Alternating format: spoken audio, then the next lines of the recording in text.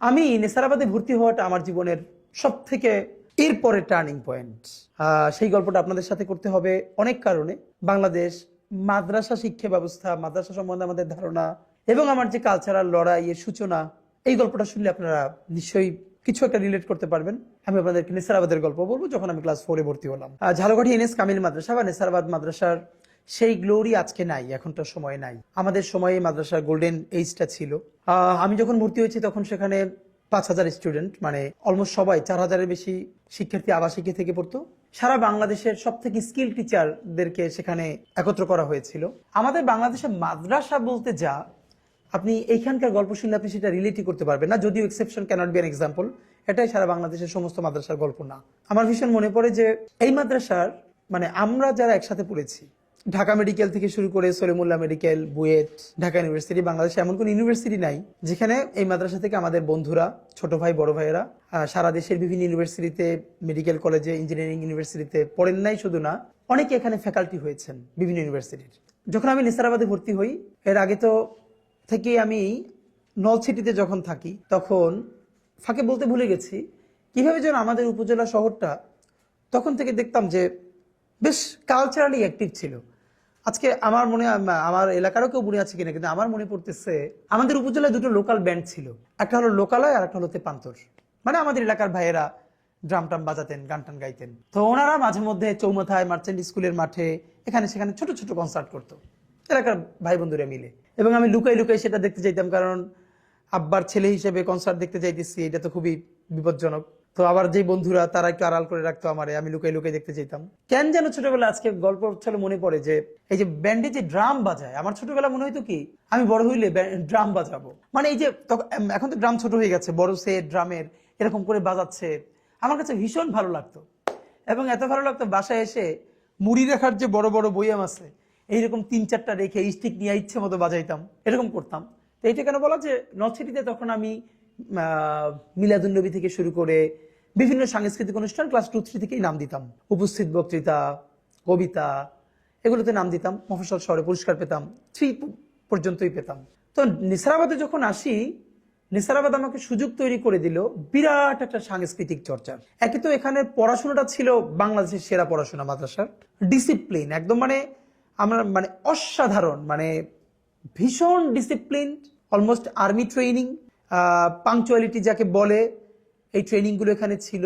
এর সাথে পড়াশোনাটা ছিল অসাধারণ, মানে দেশের সেরা শিক্ষকরা ওখানে পড়াতেন। কিন্তু পড়াশোনা, ডিসিপ্লিন অন্য আরো অনেক প্রতিষ্ঠানেও হয়তো ছিল, কিন্তু এইখানে যেটা শখীয় একটা ব্যাপার ছিল, এখানকার সাংস্কৃতিক বোঝাপড়া।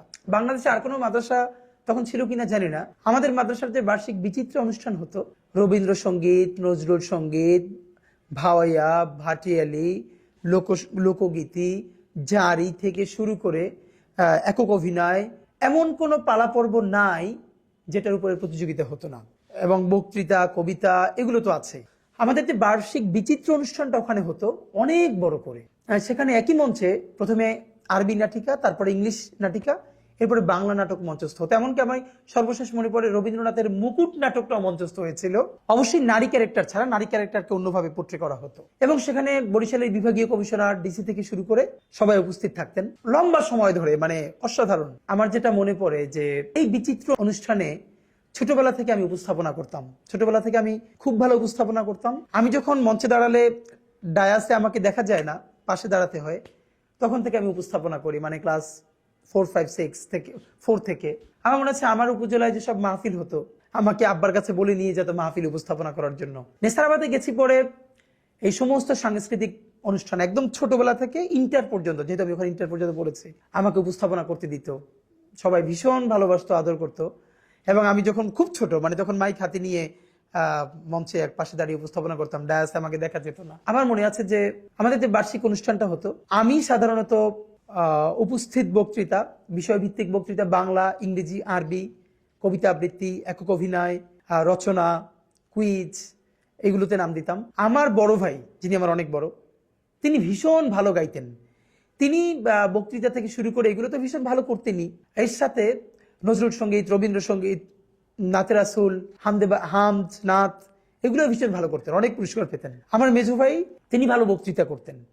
আমার মনে আছে একবার এমন হয়েছে যে বার্ষিক বিচিত্র অনুষ্ঠানে যখন পুরস্কার দেওয়া হচ্ছে, আমি ক শাখায়, মানে ক্লাস 5-এ পড়ি, আমার মেজো ভাই খ শাখায়, আমার বড় ভাই গ শাখায়। মানে পুরস্কারে শুধু নাম ঘোষণা করছে, মানে ক শাখায় প্রথম আমি বক্তৃতায়, খ শাখায় আমার মেজো ভাই, গ শাখায় আমার বড় ভাই, মানে সিরিয়াল দিয়ে শুধু আমরা 3 ভাই যাচ্ছি। তো প্রিন্সিপাল হুজুর থেকে শুরু করে সবাই, মানে এটা একটা কেমন ব্যাপার। আজকে আমি খুবই অনার্ড ফিল করি যে এমন একটা সময়ের মধ্য দিয়ে আমরা বড় হয়েছি। নেসারাবাদের মাহফিল হতো বছরে একবার, লক্ষর উপরে মানুষ হতো, লক্ষাধিক মানুষ হতো, 2 দিন ব্যাপী মাহফিল। আল্লামা সাইদি সাহেব থেকে শুরু করে বাংলাদেশের প্রথিতযশা আলেমরা সেই মাহফিলে যেতেন। আমি যেরকম বিচিত্র অনুষ্ঠানে উপস্থাপনা করতাম, একই সাথে মাহফিলের সময়ও আমাকে দিয়ে আমার শিক্ষকরা উপস্থাপনা করাতেন। আমার ভীষণ, মানে আমি অবাক হই যে এবং আমি সম্ভবত সেই সব ছাত্রদের একজন যারা শিক্ষকদের এত ভালোবাসা জীবনে পেয়েছে, এত ভালোবাসা। মানে হাজারো গল্পের মধ্যে আমি নিশ্চয়ই 2 জন শিক্ষকের নাম এখন বলবো, 3 জন শিক্ষকের নাম। একজন হচ্ছে পিরোজপুরি হুজুর, যিনি এখন শিক্ষা ক্যাডারে কর্মরত আছেন, একজন বিন্যাপাড়ার স্যার, আরেকজন শরীয়তপুরি হুজুর। এদের গল্পটা আমি শুধু নামটা বলে রাখলাম। আমার একটা গোল আছে, ওই গোলটা কোনোদিন পরিপূর্ণ হলে আমি তাদের কথা বলবো যে কেন আমি তাদের নাম বললাম। আমি খুবই এলোমেলো গল্প বলছি। ধরেন আপনারা আমার সাথে বসে আছেন, আমি গল্পবাজ মানুষ, আমার ভাই বোনদের খুব মনোযোগ দিয়ে গল্প শোনে, তো আমি আপনাদের সাথে গল্পই করছি যে এলোমেলো ভাবে। নেসারাবাদে আমরা জীবনের শ্রেষ্ঠ সময়টা কাটিয়েছি। এই যে আজকে ধরেন আমাদের যতটুকু রাজনৈতিক সচেতনতা, নির্বাচন তো আরো অনেক ছোট ব্যাপার। নর্থ সিটিতে থাকতে যে বুনিয়াদটা আমি, মানে প্রথম সংস্পর্শে আসলাম বিএনপি পার্টি অফিস, নির্বাচন, এগুলো দেখে দেখে।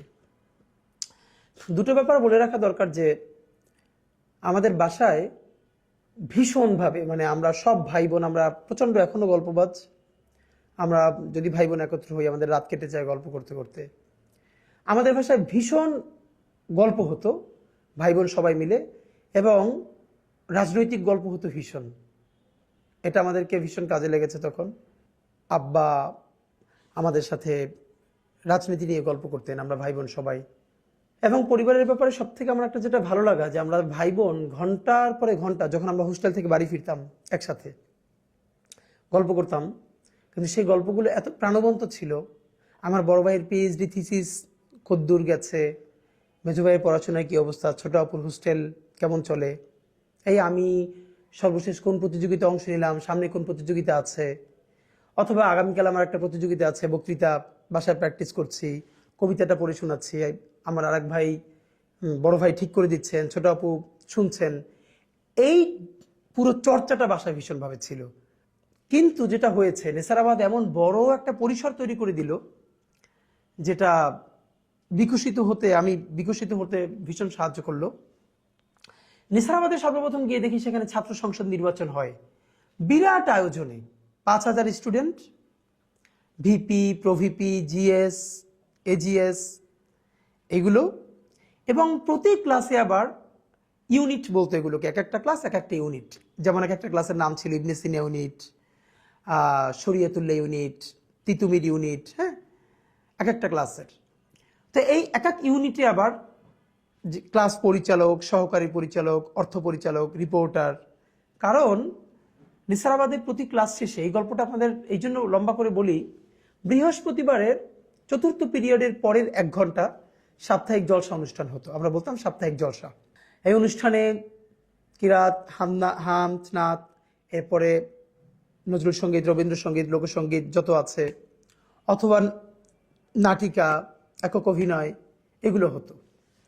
এবং এই অনুষ্ঠান পরিচালনা করার জন্য কারা কিভাবে করবে, ছাত্র সংসদ নির্বাচনের সময় ক্লাসের ইউনিট নির্বাচন হতো। একদম ক্লাসের যে প্রধান, ক্লাস পরিচালক, তারপরে সহকারী পরিচালক, এরপরে প্রতি ক্লাস থেকে 5 টাকা 10 টাকা করে সবাই ছাত্র সংসদে কন্ট্রিবিউট করতো, সেটা তোলার জন্য একজন অর্থ পরিচালক। তারপরে অনুষ্ঠান কেমন হচ্ছে, কার তেলাওয়াত কেমন হলো, সঙ্গীত কেমন হলো, বক্তৃতা কেমন হলো, সেইটা আবার তাকে পড়ে শোনানোর জন্য রিপোর্টার ছিল, একজন রিপোর্ট করত। এবং পুরো অনুষ্ঠানে একজন সভাপতিত্ব করতেন নির্দিষ্ট শিক্ষক। তো আমি সম্ভবত ক্লাস 4-এ সর্বপ্রথম, এটা বলে রাখা ভালো যে 1, 2, 3 আমি আমার ক্লাসে ক্যাপ্টেন নির্বাচিত হতাম যখন নলছিটিতে পড়ি। এবং তখনও ডিরেক্ট ভোটে, খাতায় কলমে যে ভোট হতো, সেই ভোটে ক্যাপ্টেন নির্বাচন হতো। এবং যে আবার ক্যাপ্টেন নির্বাচিত হবে সে ক্লাসে সবাইকে খাওয়াবে 1, 2, 3। এই সময় এটা তো করতাম।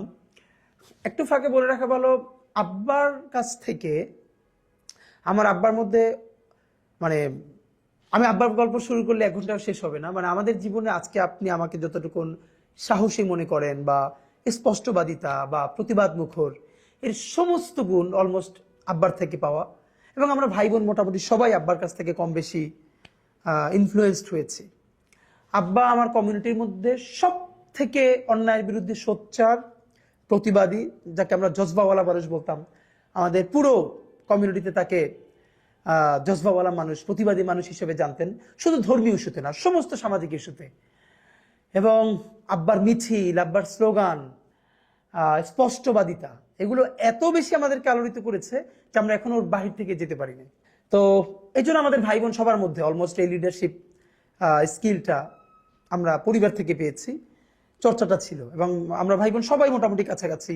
আমি একটু আব্বার এই জায়গাটা হয়তো বেশি পেয়েছি, কিন্তু মোটামুটি সব ভাই বোন আমরা কাছাকাছি চরিত্রের। আব্বার এই জিনিসটা আমরা পেয়েছি। তো নিসারাবাদে ক্লাস 4-এ সর্বপ্রথম ছাত্র সংসদ নির্বাচনের সময় আমি ক্লাস পরিচালক, ইউনিটের পরিচালক নির্বাচিত হই ডিরেক্ট ভোটে। প্রত্যেকটা মানে প্রতি মাসে ছাত্র সংসদে সকল ক্লাস মানে যে ইউনিট ক্লাসগুলো তাদেরকে নিয়ে ভিপি, প্রভিপি, জিএসসি, জিএস এর বার্ষিক সভা হতো। সেখানে যেই ক্লাস সব থেকে ভালো পারফর্ম করতো, মানে হলো যেই ক্লাস বেশি চাঁদা তুলতে পেরেছে ছাত্র সংসদের জন্য, তাদের জন্য একটা পুরস্কার।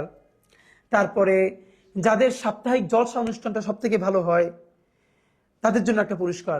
আমার মনে আছে, আমি মনে হয় একমাত্র যে 4 থেকে শুরু করে সব থেকে বেশিবার শ্রেষ্ঠ পরিচালক নির্বাচিত হতাম ছাত্র সংসদে। ঠিক মতো আমাদের ক্লাস থেকে টাকা তোলা, মানে ছাত্র সংসদ পরিচালনার জন্য চাঁদাটা তুলে দেয়া, অনুষ্ঠান করা। তো এই অনুষ্ঠানের পরে যেটা সব থেকে ইউনিক ব্যাপার ছিল, আমাদের এই জলসা অনুষ্ঠানের গল্প করছিলাম বৃহস্পতিবার। অনুষ্ঠানের পরে সব ক্লাস থেকে একটা মিছিল বের হতো। আপনার আমাদের ক্যাম্পাসটা অনেক বড় ক্যাম্পাস, আপনারা গেলে দেখবেন ঝালকাঠিতে। ক্লাস শেষে একটা মিছিল বের হতো, নির্দিষ্ট ভালো ভালো স্লোগান ছিল। এবং এই মিছিলটাও আবার মনিটর করা হতো কাদের মিছিল সুন্দর হচ্ছে। পুরো বছর জুড়ে মাদ্রাসা থেকে শ্রেষ্ঠ ক্লাস একটা পুরস্কার দেওয়া হতো।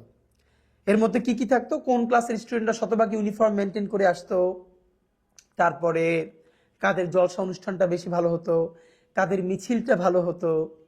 আমি যখন ক্লাস পরিচালক ছিলাম, যেহেতু ছোটবেলা থেকে, আমার খুব মনে আছে, যেমন কোন দিন টিচাররা ক্লাস অবজার্ভ করতে আসবেন আমরা তো জানতাম না, হুট করে আসবেন, এসে দেখতো 100 স্টুডেন্টের মধ্যে একজনের টুপিটা, আমাদের সব ছিল সাদা সাদা জামা, পাজামা, টুপি, সাদা কেটস, হয়তো একজনের রঙিন টুপি, তো মার্কস কাটা যাবে।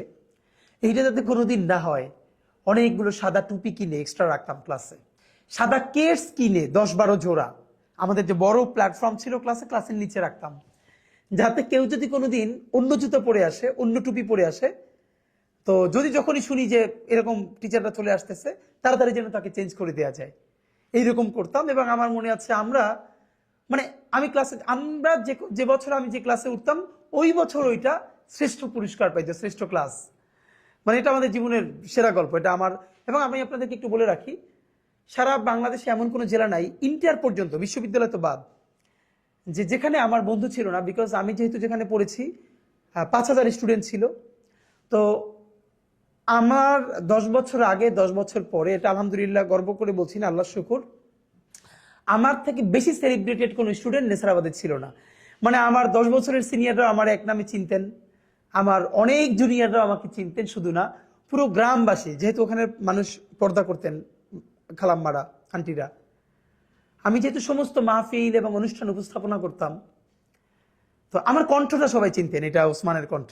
সেই যখন ছাত্র সংসদ প্রতি মাসে হতো, রিপোর্ট পেশ করতাম, আমি যখন, আমার মনে আছে, আমি আমার ক্লাসের রিপোর্ট নিয়ে দাঁড়াতাম, সবাই খুব মনোযোগ দিয়ে শুনতো যে আমাদের রিপোর্ট কি পড়ছি, শ্রেষ্ঠ পরিচালক নির্বাচিত হতাম। তো এইটার মধ্যে যে গল্পটা মনে পড়ে, যে আমাদের মিছিল, আমি যেহেতু ছোটবেলা থেকে ভালো স্লোগান দিতাম, আমরা 3 ভাই, আব্বার কাছ থেকে পাওয়া। এবং আমার গলা, মানে আব্বার গলা আমরা কেউ পাইনি, আব্বার গলা এত ভারী এবং দারাজ কণ্ঠ। আমরা যখন মিছিল দিতাম, আমার ক্লাসের মনে আছে যে আমাদের টিচার যে লাউঞ্জ ছিল মাদ্রাসায়, সব টিচাররা বসতেন, তারা বের হয়ে বারান্দায় এসে দাঁড়াতেন আমাদের মিছিলটা দেখার জন্য। আমি সবসময় মিছিলের উল্টো দিক ঘুরে স্লোগান দিতাম, মানে এত ভালো করে দিতাম যে টিচাররা আমাদের মিছিলটা দেখার জন্য দাঁড়াতো। একটা গল্প মনে খুব পড়ছে, তখন ক্লাস 6-এ পড়ি। 7-এর সাথে আমাদের খুব আড্ডাআড্ডি লড়াই। ক্লাস 7-এর সাথে এই জন্য লড়াই যে দেখা যেত যে পুরো মাদ্রাসায় 5,000 স্টুডেন্টের মধ্যে যে কয়েকজন ভালো পারফর্মার, পুরো প্রতিষ্ঠান সবাইকে চেনে, তার অধিকাংশ আমাদের ক্লাসের। আমি নিজে, আমার বন্ধু মাহমুদ, মিসবাহ, শফিক, এরকম অনেকজন, মানে পুরো মাদ্রাসা সেলিব্রিটির অন্তত অর্ধেকের বেশি আমরা এক ক্লাসে। এটা ভীষণ একটা মজার ব্যাপার ছিল। তো আমরা একদিন মানে যে জলসার পরের যে মিছিল, আমরা মিছিল নিয়ে যাচ্ছি। তো আমাদের ক্লাসে একটু বয়সে যারা বড়, ওরা ওই দিন ছিল না, যাদের গায়ে একটু শক্তি টুক্তি বেশি। ক্লাস 7-এ যাদের একটু গায়ে শক্তি টুক্তি বেশি, ওরা সবাই ছিল। আমরা মিছিল ক্রস করছি, এমন সময় মানে ওরা আমাদের মিছিলের মধ্যে ঢুকে যায় এবং কেউ একজন মানে কলমের ক্যাপ খুলে আমার মাথার মধ্যে এভাবে মেরে দেয় পিছন থেকে। আপনারা অনেকেই জানেন যে মাথায় প্রথমে মারলে অনেক সময় টের পাওয়া যায় না। আমি তো খুবই ছিলাম যে মিছিল ভেঙে গেছে, এরপরে হুটহাট করে মারামারি হয়ে গেল। তা আমি আমাদের সবাইকে টেনে নিয়ে সামনে চলে গেলাম মিছিল দিতে দিতে। তো আমি যেহেতু উল্টা দিক ঘুরে মিছিল দেই, পিছন থেকে আমাকে কেউ দেখতে পাচ্ছিল না। হঠাৎ একজন অন্য দিক থেকে দৌড়ে এসে আমার পিঠে হাত দিল এবং দেখা গেল পুরো মাথা থেকে রক্ত পড়ে পিঠ ভিজে গেছে, লাল হয়ে গেছে। সেরকম হাত দিয়ে আমার সামনে আনার পরে দেখলাম, মানে এরকম কলম মারার পরে পিছন থেকে রক্ত, একদম পিঠ লাল হয়ে গেছে, সাদা জামা। এরপর তো মানে একদম যা হওয়ার, সবাই প্রিন্সিপাল হুজুরের কাছে চলে গেছে, এটি করলো। তারপরে ক্লাস 7 আমার পুরো ট্রিটমেন্টের খরচ দিল, সব মিলে টিলে। মানে এটা বলা যে আমাদের কি জার্নিটা ছিল। মাঝে মধ্যে ওরা আমাদের ক্লাসের সামনে ফুলের টপ ভেঙে ফেলতো যাতে আমরা ফার্স্ট না হই। আমরা আবার কান্নাকাটি করে বিচার টিচার দিতাম, কিন্তু আমাদেরকে আটকাইতে পারতো না, বিকজ ওদের কাছে শক্তি বেশি ছিল। কিন্তু পারফরমেন্সের দিক থেকে আমাদের ক্লাসের পারফরমেন্স অনেক বেশি ছিল। এরকম করে করে করে করে 9-10 পর্যন্ত দাখিল পরীক্ষা দিয়ে ফেললাম। মানে অসাধারণ। আমি নিসারাবাদের গল্প বলতে শুরু করলে ফাঁকে একটা অসাধারণ গল্প আপনাদেরকে বলি নাই, মনে পড়ছে কেবল। ক্লাস যখন 8-এ পড়ি, তখন মনে হলো একটা পত্রিকা বের করব, মাসিক পত্রিকা। মাথায় ঘুরপাক খেলো, পুরো ক্যাম্পাস জুড়ে লিখে লিখে। এর আগে আমরা প্রচুর দেয়ালিকা বের করতাম, অনেক সুন্দর করে দেয়ালিকা বের করতাম, সেই দেয়ালিকার মোড়ক উন্মোচন করতাম। আর আমি ছোটবেলা থেকে যেহেতু পুরো মাদ্রাসায় পরিচিত, প্রিন্সিপাল হুজুর থেকে শুরু করে ডিসি, এসপি বা বিভাগীয় কমিশনাররাও আমাকে চিনতেন প্রোগ্রামের কারণে। তো একটা পত্রিকা বের করব, উদ্যোগ নিলাম, লেখা সংগ্রহ করলাম এবং 8-এ বসে প্রথম একটা মাসিক পত্রিকা প্রিন্টেড, মনে আছে, নবজাগরণ, আমি সম্পাদক হলাম এবং বের করলাম। 3টা সংখ্যা বেরও করতে পেরেছিলাম। একটা সংখ্যা মনে এখন আমার কাছে আছে, যে 3টে সংখ্যা এবং প্রিন্টেড নবজাগরণ নামে। এখানে কবিতা, গল্প এসব থাকতো। তো দাখিল পর্যন্ত আমাদের একটা জার্নি। এরকম তো সারা জীবন, মানে অসাধারণ লাইফ আমরা লিড করলাম নেসারাবাদে। এর সাথে সেরা পড়াশোনাটা নেসারাবাদে আমি প্রথম দেখলাম যে আসরের পরে আমাদের কোনোদিন ইংলিশ বিভাগ, কোনোদিন আরবি বিভাগের মাঠে বসে প্রোগ্রাম হতো। আরবি বিভাগের প্রোগ্রামের শেষে রাস্তায় আরবিতে মিছিল হতো, ইংরেজির দিন ইংরেজিতে মিছিল হতো, মানে এরকম অবস্থা ছিল। দ্বিতীয় গল্প হলো, নেসারাবাদে ভর্তি হওয়ার পরে আপনারা বাংলাদেশে তখন প্রচুর সাংস্কৃতিক চর্চা হতো। সংস্কৃতি মন্ত্রণালয়ের অধীনে জাতীয় শিক্ষা সপ্তাহ অনুষ্ঠান হতো বছরে একবার, অনেক বিরাট করে, একদম উপজেলা, জেলা, বিভাগ, তারপরে জাতীয় পর্যায়ে। ধর্ম মন্ত্রণালয়ের অধীনে ইসলামিক ফাউন্ডেশনের তরফ থেকে বছরে কয়েকটা প্রোগ্রাম হতো, শিক্ষা মন্ত্রণালয়ের পক্ষ থেকে হতো। তো যেহেতু আমি ঝালকাঠি সদর, আমাদের মাদ্রাসা থেকে প্রচুর স্টুডেন্টরা এই ইভেন্টগুলোতে ঝালকাঠিতে অংশগ্রহণ করতো। যেমন মানে সবগুলোতে আমি এবং আমার বন্ধুরা, আমি সবসময় অংশগ্রহণ করতাম। উপস্থিত বক্তৃতা, আবৃত্তি, তারপরে রচনা প্রতিযোগিতা, বিতর্ক প্রতিযোগিতা, এগুলোতে আমাদের অন্য বন্ধুরা নজরুল সঙ্গীত, রবীন্দ্রসঙ্গীত, অন্যান্য যেগুলো আছে, কিরাত, হামনাত, এগুলো অংশগ্রহণ করত। ঝালকাঠি সদরে আমরা যখন যেতাম, স্বাভাবিকভাবেই এখানে আমাদের সাথে প্রতিদ্বন্দ্বিতা করত ঝালকাঠি সরকারি যে হরচন্দ্র বালিকা বিদ্যালয়, এরপরে গভর্নমেন্ট স্কুল, মানে সব প্রতিষ্ঠান থেকে ঝালকাঠি সদরে আসতো। এইখানে যে প্রথম হতো প্রত্যেক শাখা থেকে, সে আবার জেলা পর্যায়ে। তো জেলা পর্যায়ে আবার যখন হতো, তখনও আরো বাকি উপজেলা থেকে সবাই আসতো। তারপর জেলা পর্যায়ে যারা ফার্স্ট হতো তারা বরিশাল বিভাগে আসতো, বিভাগীয় পর্যায়ে যারা ফার্স্ট হতো তারা জাতীয় পর্যায়ে ঢাকায় আসতো। আমি আমার জীবনে এরকম উপজেলা, তারপরে জেলা, তারপরে বিভাগ এবং জাতীয় পর্যায়ে অনেকবার আলহামদুলিল্লাহ বক্তৃতায়, উপস্থিত বক্তৃতা, কবিতা, বিতর্ক, রচনা প্রতিযোগিতা, এগুলোতে আমি জাতীয় পর্যায় পর্যন্ত এসেছি এবং প্রথম স্থান অধিকার করেছি বক্তৃতায়, কবিতায়, বিতর্কে। আমি সর্বপ্রথম সম্ভবত জাতীয় পর্যায়ে প্রথম বক্তৃতায় প্রথম হই তখন ক্লাস 8-এ পড়ি। মনে আছে, এটা পুরস্কারটা নিয়েছিলাম আগারগাঁওয়ে, যে এলজিআরডি মন্ত্রণালয় আছে, তাদের একটা বিরাট অডিটোরিয়াম আছে, ওখানে বসে সম্ভবত। এরপর অনেকবার এসেছি। তো আমার যেটা আমাকে গ্রো করতে সাহায্য করেছে, নেসারাবাদে তো আমরা একটা গণ্ডিতে থাকতাম, এখানে সবাই মাদ্রাসার ছাত্র, আমাদের সাথে ফিমেল স্টুডেন্ট ছিল না, যেহেতু সহশিক্ষক ওখানে ছিল না। কিন্তু আমি যখন ঝালকাঠিতে আসছি, আমার সাথে কিন্তু সদর গার্লসের মেয়েরা কম্পিট করতেছে। হয়তো আমি কখনো ফার্স্ট হচ্ছি, সদর গার্লসের কেউ সেকেন্ড হচ্ছে, বা সে ফার্স্ট হচ্ছে, আমি সেকেন্ড হচ্ছি, গভট স্কুলের কেউ আসছে, এরকম আমাদের গ্রুমিংটা হচ্ছে। সেখান থেকে তো আমার মনে আছে যে ঝালকাঠি জেলা পর্যায়ে যতগুলো পুরস্কার থাকতো 3/2 পুরস্কার আমাদের মাদ্রাসা থেকে নিয়ে যেতাম। মানে আমি অনেকগুলো নিতাম, আমাদের সাথে বন্ধুরা সঙ্গীতে নিত, আরো এরকম করে দেখা যেত যে 3/2 পুরস্কার আমরা একটা প্রতিষ্ঠান থেকে নিয়ে চলে যেতাম জেলা পর্যায়ে। যখন বিভাগীয় পর্যায়ে আসতাম তখনও প্রচুর পুরস্কার আমাদের প্রতিষ্ঠান থেকে থাকতো। এরপর জাতীয় পর্যায়ে আমাদের ইভেন আমরা জাতীয় পর্যায়ে যখন আমি আসতাম কবিতায় বা বক্তৃতায়, আমার সাথে আমাদের কোনো বন্ধু সিনিয়রদের মধ্যে বড় ভাইয়েরা, কেউ রচনায়, কেউ সঙ্গীতে জাতীয় পর্যায়ে আসতেন অন্য শাখা থেকে। তো এরকম তো এসেছি প্রচুর। এবং আমার আজকে মনে আছে যে আমরা যখন উপজেলা পর্যায়ের প্রোগ্রামে যেতাম, আমাদেরকে সরকারি তরফে 20 টাকা দেওয়া হতো ভাড়া, আর জেলা পর্যায়ের প্রোগ্রামে 80 টাকা আমার মনে আছে। এরপর বাড়ছে, বিভাগীয় পর্যায়ে সম্ভবত 200 টাকা, মানে যাতায়াত খরচ পুরস্কার ছাড়া, এই ছাড়া। আর জাতীয় পর্যায়ে যখন আসি তখন মনে হয় সর্বপ্রথম 800 টাকা করে ভাড়া দেওয়া হতো। যাই হোক, তো একে নেসারাবাদের এই জিনিসগুলো, তারপরে প্রচুর, মানে আমি নেসারাবাদ থেকে দেখা গেছে জাতীয় এরকম বিতর্ক প্রতিযোগিতা, কবিতা, এই সেই, সারাদিন জেলা, বিভাগ। তো আমি যেটা হয়েছে, আমি মাদ্রাসার বাহিরে এই প্রচুর প্রতিযোগিতা অংশগ্রহণ করবার ফলে জাতীয় অনেক মানুষের সাথে আমার পরিচয় ঘটে।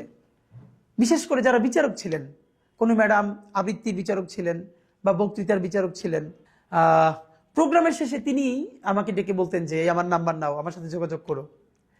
আমার মনে আছে বিভাগীয় পর্যায়ে একবার ফার্স্ট হওয়ার পর আমার ছোট আপু আমার সাথে গেছে, তা আমাকে না পেয়ে যিনি একজন বিচারক ছিলেন তিনি আমার বোনকে পেয়ে বলেছিলেন যে ওকে খুব ভালো গ্রুমিং করতে হবে, ও ইনশাল্লাহ বড় হলে ভালো করবে।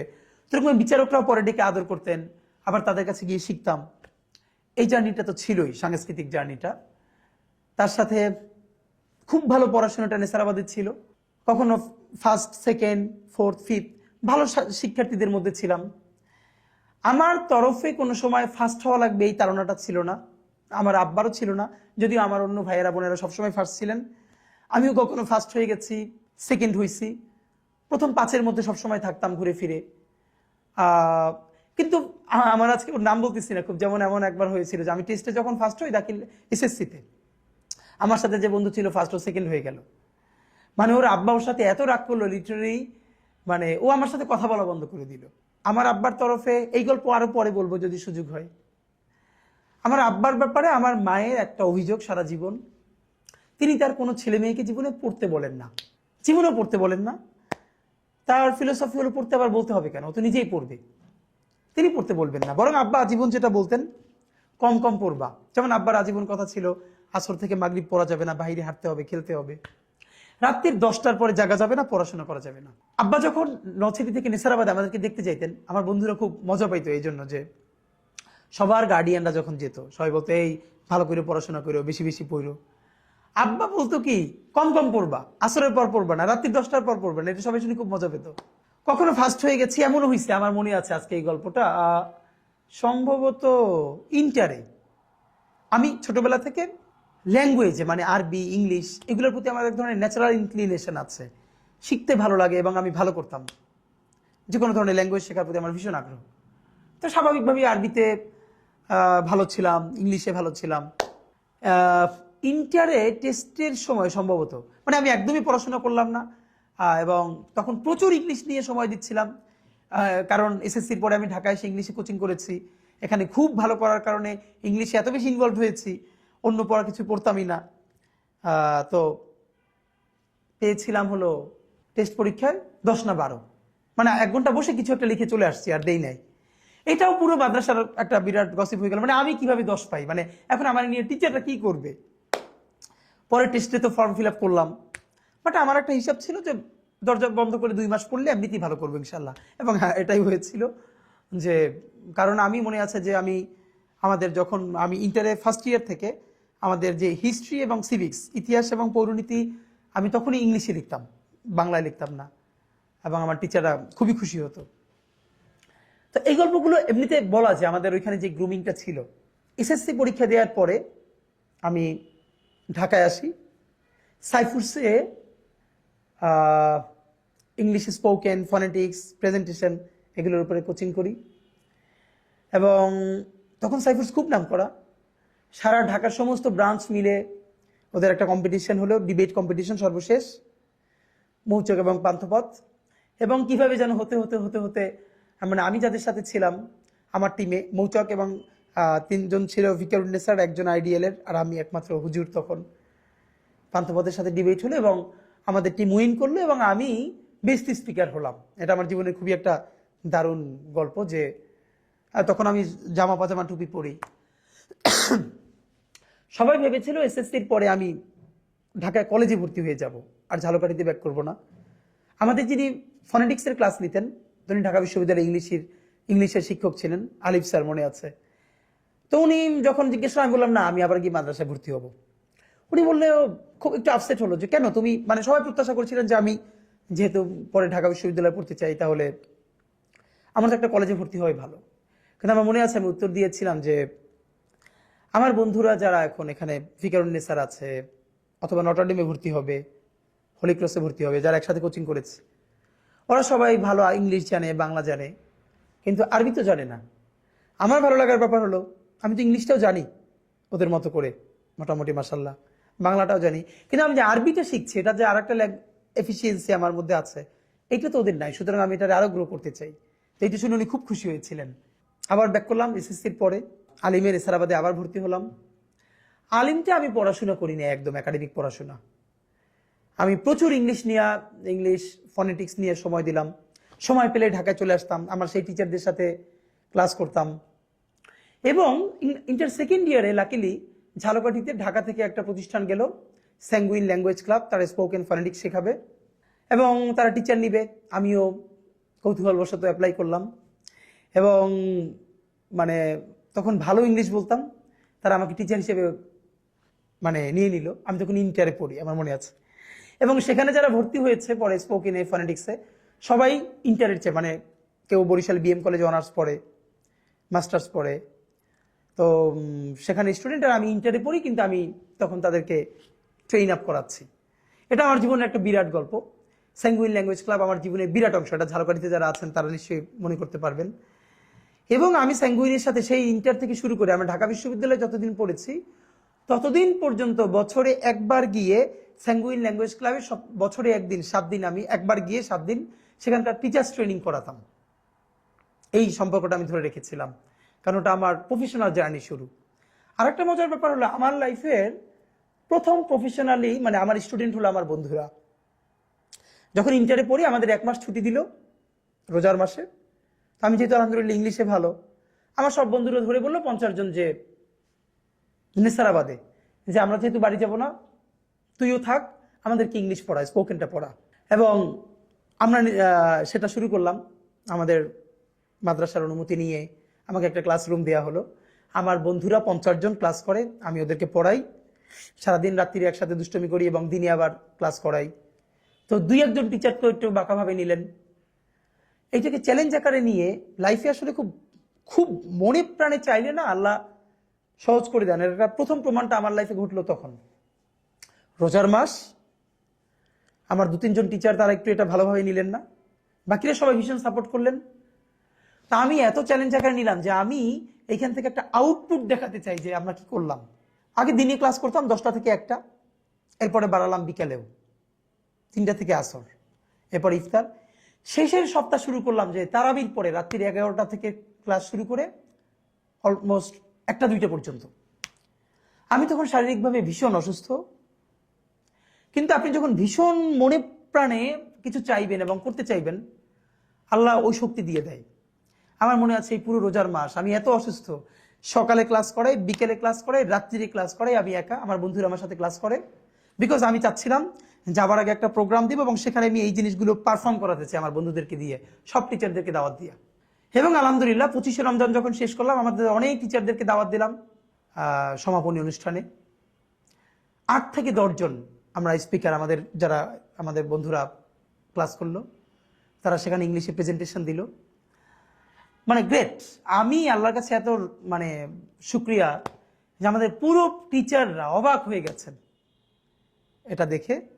এবং আমার যে বন্ধুরা 8-10 জন সেখানে খুব ভালো, যাদেরকে আমি গ্রুমিং করার সুযোগ পেয়েছিলাম, তাদের অলমোস্ট সবাই একই সাথে আমরা আবার ঢাকা ইউনিভার্সিটিতে ভর্তি হয়ে গেছি।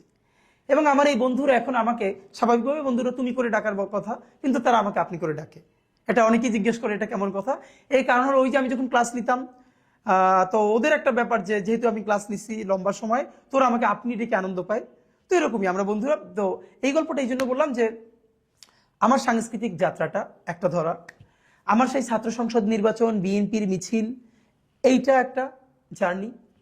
এরপরে আমি আমার বন্ধুদেরকে পড়ানো, তারপরে ঝালকাঠি স্যাঙ্গুইন ল্যাঙ্গুয়েজ ক্লাবে ক্লাস নিতে শুরু করা, টিচার হিসেবে আলহামদুলিল্লাহ খুব নাম করে ফেলা, এই সব জার্নিগুলো আমাকে আমি হতে সাহায্য করেছে। এর সাথে আমার পরিবার। নেসারাবাদ থেকে এবার বের হয়ে যাব, যে গল্পটা বলা দরকার। ইন্টারে পড়ি যখন, সম্ভবত 2007-08 গল্প। ঢাকা বিশ্ব 111 চলে, তখন ইমার্জেন্সি চলে দেশে, সমস্ত মিছিল মিটিং দেশে নিষিদ্ধ।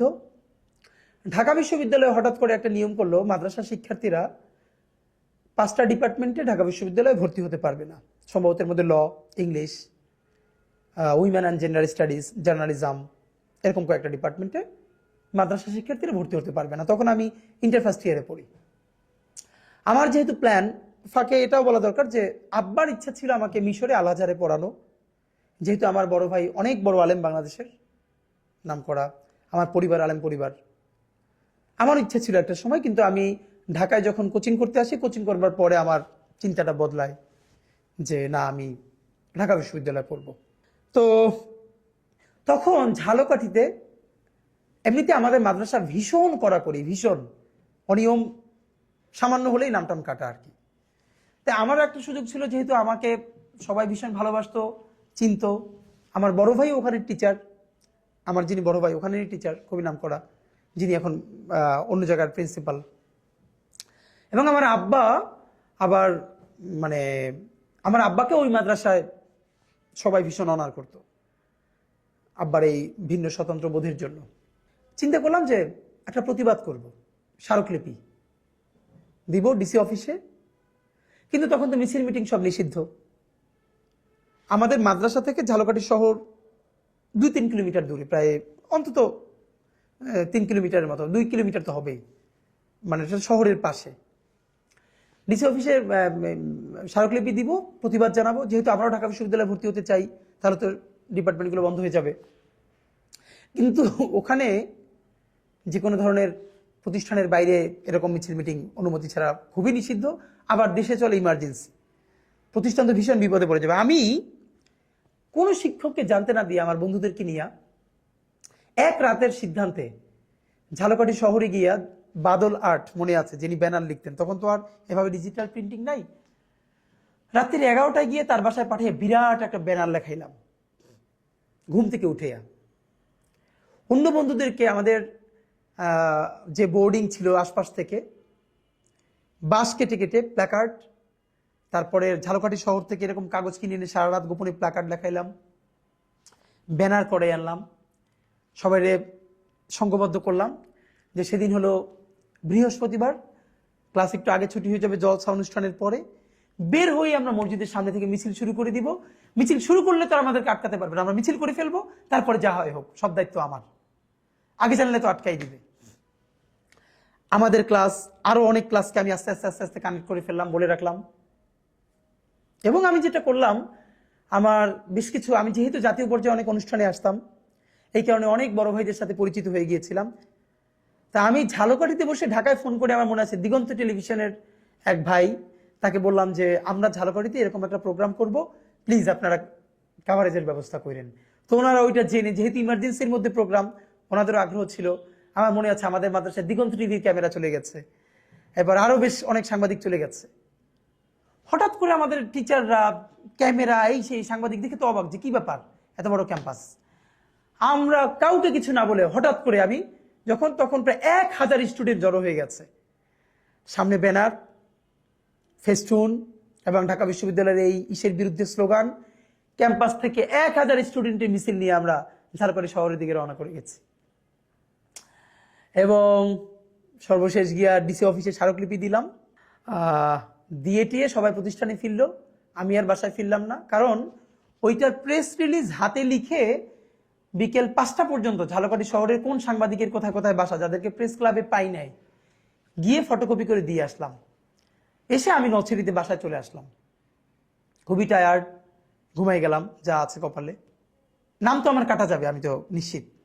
আমি ঘুমাইছিলাম, আমার বড় ভাই আব্বাকে ফোন করে বলল যে আব্বা এবার মনে হয় নাম কাটা যাবে, এবার আর আটকানো যাবে না। আমার বোন আমাকে বলল যে আব্বা তাকে উত্তর দিল আমার বড় ভাইকে যে ও হয়েছে তো একটু আমার মতো, কি করবা বলো।